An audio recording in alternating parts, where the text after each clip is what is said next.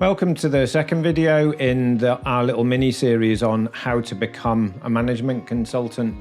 So in this video, I just want to take a quick look at a definition of management consulting and have a little chat through that. And then we'll look at sort of categories, the sort of type of work, industry and sector, and the specialisms, if you like. And I'm just going to point you towards a couple of websites that you might find useful if you're getting started as well. So let's start with some of that. What is management consulting? Well, essentially you're hired to go into businesses to help them improve performance and to solve problems in some way. So really you're an expert and you're hired help. Typically you're going to go in and analyse a current situation and listen quite a bit and understand what's going on, and then formulate a plan, report that plan, and then if the company wants you to then maybe support them to implement that, then that's what you're going to do. So a really challenging and rewarding job to do that requires lots of different skills. So that's management consulting. The sorts of categories you're likely to get involved with, you might want to think of, for example, maybe strategy development.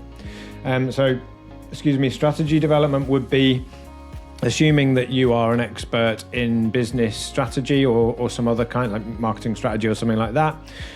You're hired in to help create a long-term plan, and maybe align that to the current business, the current market conditions, that sort of thing. So strategy development's an interesting area.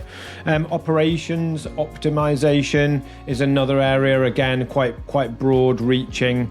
And that is essentially about looking at processes and systems and structures and being able to organize those and improve those, or support the improvement of those for a business.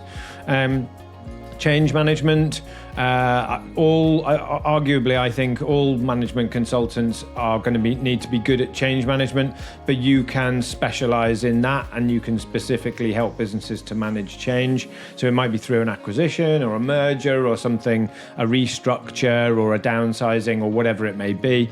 And businesses go through those transitions all the time, really. So being able to do that smoothly is why they would pay for a consultant to come and help. It could be financial advisory, where you're coming in and that's your area of expertise. So you're supporting businesses with managing costs and other aspects of finance.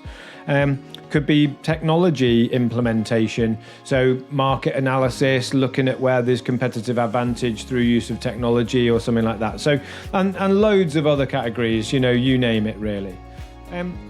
So a good couple of places that I would recommend you go to start. One is the Prospects website. And on here you will find, I'll stick the links in the description and on the webpage on our blog as well. This is quite good. It gives you a bit of a summary, gives you the salary. I'm going to chat through some of that, but if you want to kind of slow it down a little bit and take a look through, this is obviously a really good place to start. So I would recommend going there. And the other place that you could have a look as well, if you're not sure and you're just sort of exploring it, is in the UK anyway, is the National Careers Service. So I'll stick that link there as well. But we're gonna cover some of that content together also.